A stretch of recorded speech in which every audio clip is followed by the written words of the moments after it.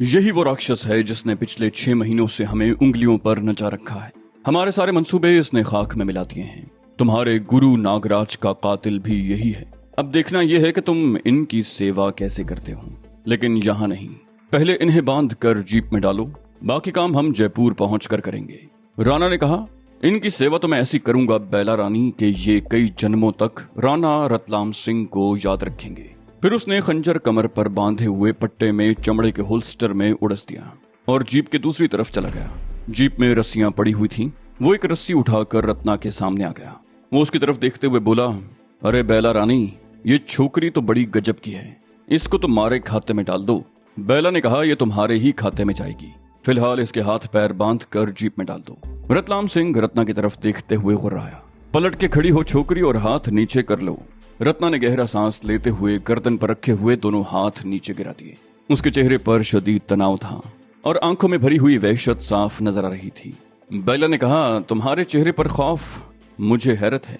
ये कहते हुए वो करीब आ गई। ये बात उसने रत्ना की तरफ देखते हुए कही थी। बोली, तुम तो बहुत बहादुर हो। तुमने तो इस सूरमा के साथ मिलकर बड़े बड़े कारनामे अंजाम दिए हैं। अगर तुम बचकर निकल जाती तो मुझे अफसोस होता। राणा तुम जैसी औरतों की सेवा करने में बड़ा माहिर है। ये औरतों की सेवा के बड़े बड़े आसन जानता है। रत्ना ने कहा, और शायद तुम इसके आसनों का मजा चख चुके हो। बेला का चेहरा एकदम सुर्ख हो गया। उसने करकॉफ बाएं हाथ में पकड़ ली और रत्ना को थप्पड़ मारने के लिए उसकी तरफ लपकी। मेरी आंखों में एकदम चमक सी उभर आई। बेला ने खुद ही एक मौका फराहम कर दिया था और मैं उसे खोना नहीं चाहता था। मैं अपनी जगह पर खड़े खड़े ताकतवर स्प्रिंग की तरह उछला। मेरे पैर की ठोकर बेला के राइफल वाले हाथ पर लगी। राइफल उसके हाथ से गिरी नहीं, लेकिन बेला लड़खड़ा गई। वो रत्ना को थप्पड़ मारने में भी कामयाब नहीं हो सकी। उसने बड़ी फुर्ती से दूसरा हाथ भी राइफल पर जमा दिया, लेकिन मैंने उसे राइफल सीधी करने का मौका नहीं दिया। दूसरी तरफ रत्ना ने भी इस सूरत हाल से पूरा फायदा उठाया। वो खासी कद्दावर औरत थी। उसने उछलकर राणा रतलाम सिंह के मुंह पर सर की जोरदार टक्कर मारी। टक्कर राणा की नाक पर लगी। वो बिलबिला उठा। उसका एक हाथ अपनी नाक पर पहुंच गया। दूसरे हाथ से उसने रत्ना को पकड़ने की कोशिश की, मगर सिर्फ साड़ी का पल्लू उसके हाथ में आ सका। रत्ना दोनों हाथों से उसे धक्का देकर चकराती हुई पीछे हट गई। राणा ने अब साड़ी को दोनों हाथों में पकड़ लिया और रत्ना को अपनी तरफ खींचने लगा। उसके नाक से खून बह रहा था, मगर उसे शायद इसकी परवाह नहीं थी। रत्ना अपनी जगह पर खड़ी लट्टू की तरह घूम रही थी, जिससे उसकी साड़ी के बल खुलते चले गए। आखिर में साड़ी उसकी टांगों में उलझ गई और वो लड़खड़ा कर गिर गई। राणा गुर्राता हुआ रत्ना की तरफ बढ़ा। बोला, तुम्हारे को तो मैं कच्चा खा जाऊंगा और डकार न लूंगा छोकरी। मैं बेला के साथ उलझा हुआ था। हम दोनों में राइफल के लिए कशमकश हो रही थी। उस वक्त बेला में बेपनाह ताकत आ गई थी। राइफल पर उसकी गिरफ्त बड़ी मजबूत थी। उसकी उंगली ट्रिगर पर थी। खींचातानी में ट्रिगर दब गया। गोलियों की तड़तड़ाहट के साथ रतलाम सिंह की चीखों की भी आवाज सुनाई दी। राइफल से निकलने वाली गोलियों ने उसके एक पैर में सुराख कर दिए थे। वो लड़खड़ाता हुआ नीचे गिरा, मगर गिरते हुए भी उसने रत्ना को गिरफ्त में लेने की कोशिश की। मगर रत्ना बड़ी फुर्ती से लोट लगाकर एक तरफ हट गई। अगर रत्ना उसकी गिरफ्त में आ जाती तो वो उसकी गर्दन ही मरोड़ देता। राणा के गालिबन दाएं पैर पर कम से कम 2 गोलियां लगी थीं। यकीनन हड्डियां भी टूटी होंगी। उसकी नाक से भी खून बह रहा था, लेकिन वो बड़ा जानदार साबित हुआ था। इतनी तकलीफ के बावजूद भी वो दोबारा रत्ना की तरफ लपका। रत्ना भी अब पूरी तरह फॉर्म में थी। उसे एहसास था कि वो इस वक्त जिंदगी और मौत की जंग लड़ रही है। मामूली सी सुस्ती या गफलत उसे मौत के घाट उतार सकती थी। रतलाम सिंह कड़ियल जवान था। नाक पर लगने वाली टक्कर और पैर में लगने वाली गोलियों ने उसे मफलूज नहीं किया था। वो उठकर गुर्राता हुआ एक बार फिर रत्ना की तरफ लपका। रत्ना ने इस मर्तबा वो हरबा इस्तेमाल किया जो किसी भी मर्द को कुछ देर के लिए मफलूज तो कर सकता था। उसके पैर की ठोकर बड़ी जोर से राणा की टांगों के बीच में लगी। राणा इस मर्तबा जिबा होते हुए बकरे की तरह बिलबिला उठा और दोहरा होता चला गया। पगड़ी भी खुलकर गले का हार बन गई थी। रत्ना ने उसकी पगड़ी को गर्दन पर बल देकर दोनों तरफ से पकड़ लिया और उसे खींचने लगी। बेला मेरे लिए अजाबे जान बनती जा रही थी। मैंने राइफल तो उसके हाथ से छीन कर फेंक दी थी, मगर वो जोंक की तरह मुझसे लिपटने की कोशिश कर रही थी। उसके नोकीले नाखूनों से मेरी गर्दन पर कुछ खराशें भी आ गई थीं, जिनमें शदीद जलन हो रही थी। और फिर बेला ने मेरे खिलाफ भी वही हरबा इस्तेमाल किया जो रत्ना ने राणा के खिलाफ इस्तेमाल किया था। मेरी टांगों के बीच में लगने वाली ठोकर बड़ी कयामत खेज साबित हुई। मैं बुरी तरह चीख उठा। बेला ने इस मौके से पूरा फायदा उठाया और दोनों हाथ मिलाकर किसी रेसलर की तरह मेरी गर्दन पर जोरदार 2 हथड़ मार दिया। मैं मुंह के बल नीचे गिरा। मेरा ख्याल था कि बेला मुझ पर इस तरह का कोई दूसरा वार करेगी, लेकिन वो हमला करने के बजाय 2-3 गज दूर पड़ी हुई राइफल की तरफ लपकी। लेकिन दूसरे ही लम्हे उसकी चीख सुनकर मैं चौंक गया। रत्ना ने मेरी चीख सुन ली थी और फिर उसने बेला को राइफल की तरफ लपकते हुए भी देख लिया था। वो राना को छोड़कर बेला की तरफ लपकी और उसे आधे रास्ते में ही जा लिया। रत्ना की टक्कर लगने से बेला लड़खड़ा कर पत्थरों पर गिरी और उसके मुंह से निकलने वाली चीख ने ही मुझे उसकी तरफ मुतवज्जे किया। रत्ना ने बेला को संभलने का मौका दिए बगैर उसे एक जोरदार ठोकर मार दी और लपक कर राइफल उठा ली। रत्ना बेला को राइफल की जद पर लेकर गुर्राई, अब कोई हरकत की तो भून डालूंगी गोलियों से। मैं भी उस वक्त तक संभल चुका था। पहले मैंने बेला की तरफ देखा और फिर राना की तरफ देखते ही मैं चीख उठा। राना जमीन पर पड़ा हुआ था। उसने खंजर को नोक की तरफ से पकड़ रखा था। वो रत्ना पर खंजर फेंकने के लिए तोल रहा था। मैं चीखा, रत्ना बचो। रत्ना बड़ी फुर्ती से एक तरफ झुक गई और खंजर जन की आवाज से उसके करीब से गुजर गया। रत्ना फौरन ही संभल गई। उसने राइफल राना की तरफ करके उसका ट्रिगर दबा दिया। तड़तड़ाती हुई कई गोलियां राना के जिस्म के मुख्तलिफ हिस्सों में पैवस्त हो गईं। उसके हलक से निकलने वाली आखिरी चीख बड़ी खौफनाक थी। बेला ने उठने की कोशिश की मगर फिर से दोबारा जमीन पर गिर गई। उसके चेहरे पर बेपनाह खौफ के तासुरात उभर आए। बाजी पलट गई थी। चंद मिनट पहले हम उसके रहमो करम पर थे, लेकिन अब वो अपना सब कुछ हार बैठी थी। रत्ना ने जिस बेरहमी से राणा रतलाम सिंह को गोलियों से छलनी किया था, उसने बेला को भी दहला कर रख दिया था। मैंने रत्ना को पहले भी लड़ते हुए देखा था। आज दिन में तो सीता से उसकी धुआंधार किस्म की फाइट हुई थी, मगर वो औरतों की लड़ाई थी। और अब रत्ना ने जिस तरह राणा को रगेदा और घसीटा था, वो काबिल तारीफ था। मैं ये कहने में कोई बात महसूस नहीं करूंगा कि मेरी नई जिंदगी रत्ना ही की मरहून मिन्नत थी। अगर वो वक्त पर कार्रवाई करके राइफल पर कब्जा न करती तो इस वक्त हम जमीन पर पड़े होते और बेला हमसे हिसाब किताब कर रही होती। और राणा रत्ना का जो हशर करता वो तो मैं जानता ही था। वो जयपुर पहुंचने का इंतजार न करता, बल्कि उसी जगह रत्ना के बखिए उधेड़ देता। मेरी नाफ के निचले हिस्से में अब भी दर्द की टीसें उठ रही थीं। कम बखत बेला ने बड़ी जोरदार ठोकर मारी थी। मैं उठकर आहिस्ता आहिस्ता चलता हुआ चंद कदम दूर तक गया और फिर वापस आ गया। मेरी हालत कुछ बेहतर हुई। मैंने बेला की तरफ देखते हुए कहा, तुम खुशकिस्मत हो कि रत्ना ने राइफल का रुख तुम्हारी तरफ नहीं किया। अब क्या इरादा है? यहीं पड़ी रहोगी या हमारे साथ जाना चाहती हो? बेला से पहले रत्ना बोल उठी, मेरा ख्याल है इसे भी यहीं खत्म कर दिया जाए। इसका टंटा ही खत्म हो जाना चाहिए। अगर ये फिर बचकर निकल गई तो हमारे लिए इस तरह कदम कदम पर दुश्वारियां पैदा करती रहेगी। उसने राइफल का रुख बेला की तरफ कर दिया और उंगली ट्रिगर पर रख दी। मैंने हाथ उठाते हुए कहा, नहीं रत्ना, ये हमारी जिंदगी की जमानत है, कदम कदम पर हमारे काम आएगी। अभी तक हम डेंजर जोन में हैं। खतरे से निकलने के बाद कोई मुनासिब मौका देखकर हम इसे ठिकाने लगा देंगे। बेला के चेहरे पर खौफ के साए कुछ और गहरे हो गए। उसने पहले रत्ना की तरफ देखा और फिर मेरी तरफ देखते हुए हाथ मेरी तरफ बढ़ा दिया। उसका अंदाज ऐसा था जैसे अब तक ये सब कुछ महज खेल हो रहा हो। खौफ के साए भी उसके चेहरे से एकदम गायब हो गए और हैरत अंगेज तौर पर उसके होंठों पर खफीफ सी मुस्कुराहट भी आ गई। मैंने उसका हाथ पकड़कर एक झटके से उठा दिया। वो इस तरह कपड़े झाड़ने लगी जैसे ये सब कुछ मजाक था। मैं तकरीबन 6 महीनों से बेला से जिंदगी और मौत की आंख मचोली खेल रहा था। उसकी फितरत से मैं बड़ी हद तक वाकिफ हो चुका था। उसके हथकंडों और चालाकियों से वाकिफ था। उसने अगरचे इस वक्त हथियार डाल दिए थे, मगर मैं जानता था कि वो मौका मिलते ही कोई न कोई हरकत कर गुजरेगी। मैं बड़ी गहरी नजरों से उसकी हरकतों का जायजा ले रहा था। मुझे शुबा था कि उसकी जेब में कोई पिस्तौल वगैरह होगा। मैंने बेला के जिस्म को ऊपर से नीचे तक टटोला। उसके पास खंजर या पिस्तौल नाम की कोई चीज नहीं थी। मैं उसके सामने आ गया। वो मेरी तरफ देखते हुए मुस्कुराई। बोली, तसल्ली हो गई। इस वक्त तो मैं हार मान गई हूँ, लेकिन ये जिंदगी की आखिरी बाजी नहीं है। मैं जीवन के आखिरी लम्हों तक मज़ाहमत जारी रखूंगी। तुम्हें अपने देश की सरहद से निकलने नहीं दूंगी, लेकिन काश तुम हमारे आदमी होते। मैंने कहा, दूसरों को प्यार मोहब्बत और अखलाक से अपना बनाया जाता है, दहशत गर्दी से नहीं। अगर तुम लोग खुलूस नीयत से हमारे मुल्क के वजूद को तस्लीम करते तो आज ये सूरत हाल ना होती। हम एक दूसरे की दुश्मनी में अपनी तवानाई जाया न कर रहे होते।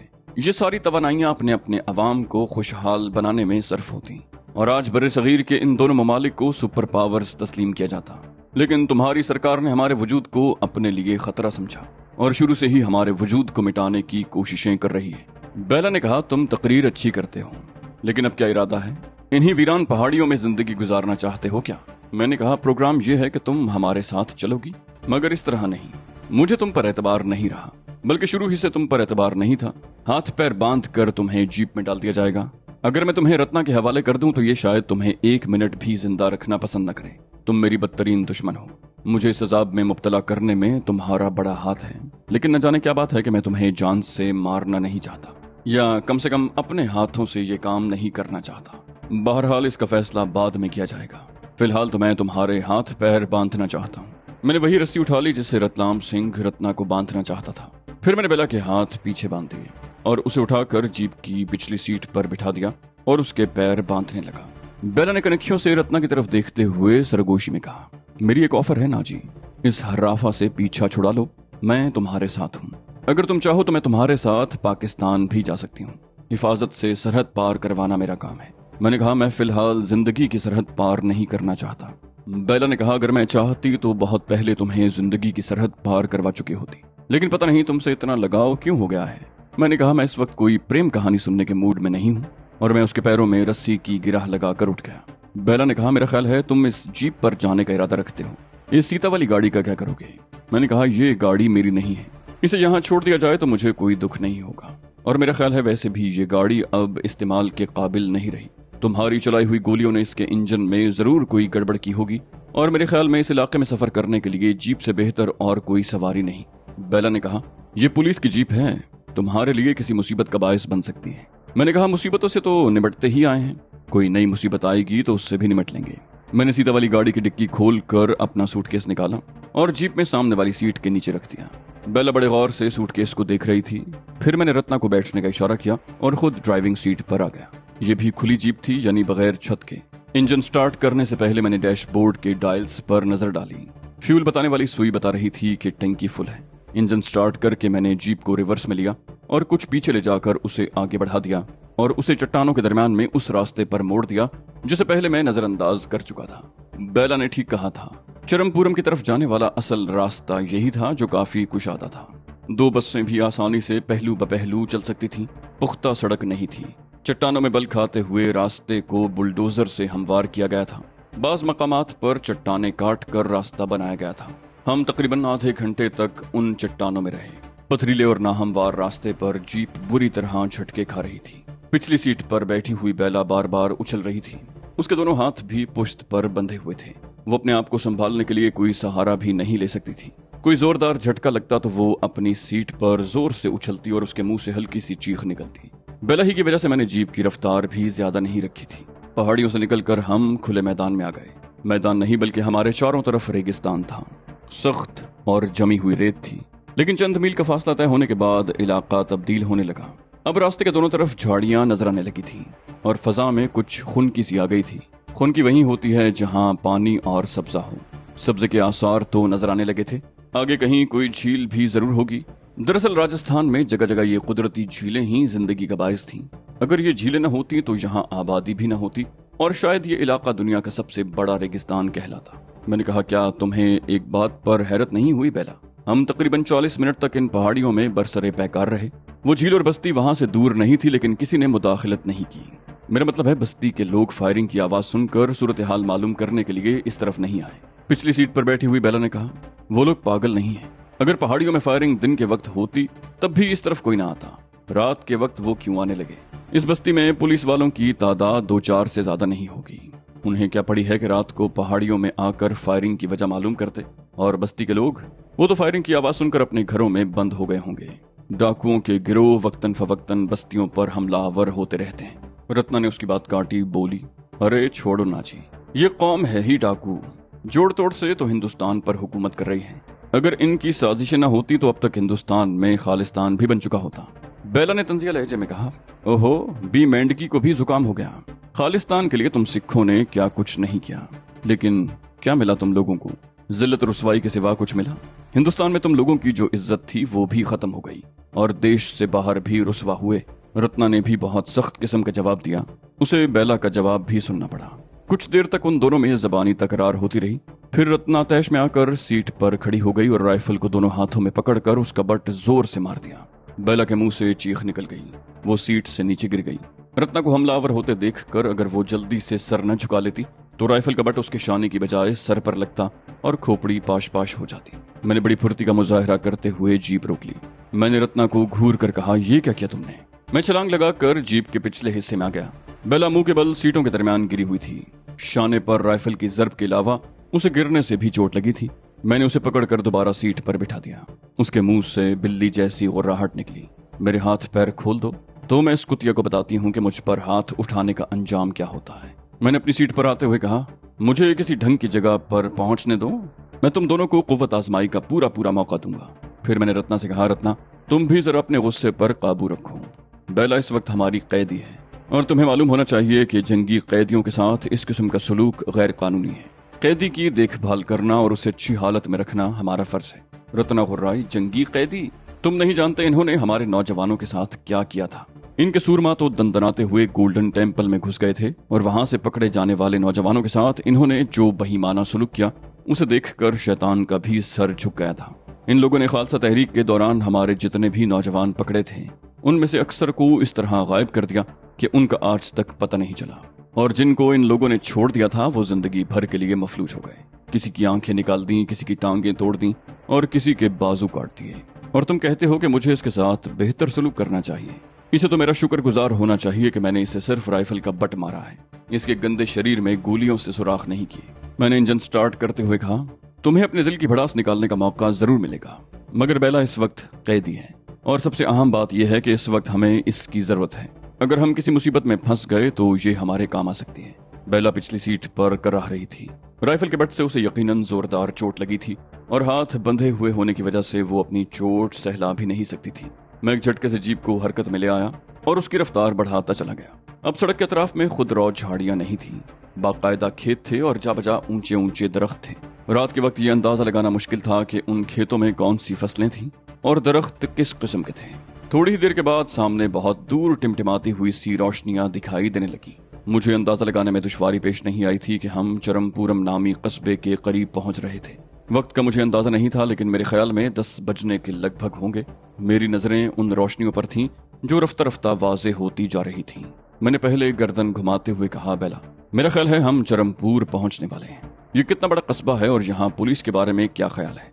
बेला ने भी गर्दन घुमाकर सामने देखा, फिर बोली, इस कस्बे की आबादी 8-10 हजार के करीब है। यहाँ एक पुलिस चौकी है। अमले की तादाद 30-35 जरूर होगी, लेकिन इन इलाकों के पुलिस वाले डाकुओं से ज्यादा खौफनाक हैं। यहाँ तो दिन के वक्त बस के मुसाफिरों को भी परेशान किया जाता है। रात को तो सफर करने वालों की जामा तलाशी लेकर उनसे कीमती चीजें छीन ली जाती हैं। एहतजाज करने पर सलाखों के पीछे बंद कर दिया जाता है, इसलिए लोग रात के वक्त छोटे इलाकों में सफर नहीं करते। मैंने कहा, तो फिर क्या ख्याल है, जीप को किसी और रास्ते पर मोड़ लें ताकि एक कस्बे में दाखिल हुए बगैर बाहर ही बाहर से निकला जाए। बेला ने कहा, बेकार है, जीप के हेडलैम्प्स की रोशनियां देख ली गई होंगी। ये सड़क सीधी कस्बे के मेन बाजार में जाती है, जहां होटल वगैरह देर तक खुले रहते हैं। लोग किसी एक जगह जमा होना शुरू हो गए होंगे ताकि इस खतरनाक इलाके में रात को सफर करने वालों को देख लें। अगर जीप किसी और रास्ते से निकालने की कोशिश की गई तो पुलिस को शुबा हो जाएगा और हमें घेरने की कोशिश की जाएगी। मैंने कहा, यह भी तो पुलिस की जीप है, क्या उसके बावजूद हमें कोई खतरा हो सकता है? बेला ने कहा, तुम पर शुबा हो सकता है, जीप छीनी भी जा सकती है। मैंने कहा, यहाँ बिजली तो नजर आ रही है, टेलीफोन की लाइन भी होगी। बेला ने कहा, बिजली के लिए कस्बे का अपना छोटा सा पावर हाउस है, अलबत्ता टेलीफोन की लाइन नहीं है, मगर पुलिस चौकी में वायरलेस जरूर होगा। न जाने मेरे ज़हन में यह ख्याल क्यों आया था कि मुमकिन है टेलीफोन और वायरलेस के जरिए इस इलाके के पुलिस स्टेशनों को हमारे बारे में इत्तला दी जा चुकी होगी। बेला ने कहा, मेरी एक बात मानो। मैंने पूछा, क्या? बोली, मेरे हाथ पैर खोल दो और मुझे स्टीयरिंग के सामने बिठा दो।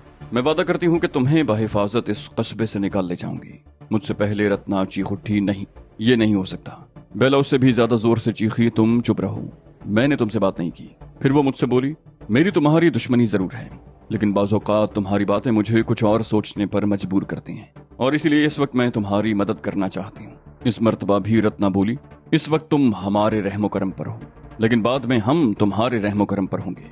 बेला ने कहा, तुम्हारे रहमो करम पर होने के बावजूद मैं इस कस्बे में दाखिल होते ही तुम लोगों के लिए मुसीबत बन सकती हूँ। मैं चीख चीख कर लोगों को बता दूंगी कि तुम लोग कौन हो। तुम अक्ल की अंधी जरूर हो, मगर लोग अंधे नहीं हैं। वो जब मुझे इस तरह बंधे हुए देखेंगे तो उन्हें यकीनन शुबा होगा, और पुलिस के बारे में तो मैं बता ही चुकी हूँ। मैंने जीप रोक ली, कहा, ठीक है। इस मर्तबा मैंने रत्ना को बोलने का मौका न दिया। मैंने कहा, मैं गन लेकर तुम्हारे साथ बैठूंगा बेला, अगर तुमने कोई गड़बड़ की तो अपनी और रत्ना की जिंदगियों की परवाह किए बगैर तुम्हें गोली मार दूंगा। बेला ने कहा, तुम यकीनन ऐसा कर सकते हो, लेकिन मुझे अपनी जिंदगी प्यारी है, मैं ऐसी बेबसी की मौत नहीं मरना चाहती। मैं जीप के पिछले हिस्से में आकर बेला की रस्सियां खोलने लगा। वो कलाइयां सहलाने लगी और फिर उसका एक हाथ अपने शाने पर भी पहुंच गया जहां राइफल के बट से चोट लगी थी। इस दौरान रत्ना भी आगे वाली सीट से उठकर पीछे आ गई।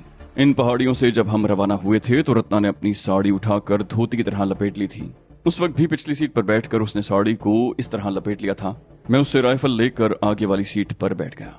बेला ने स्टीयरिंग संभाल लिया।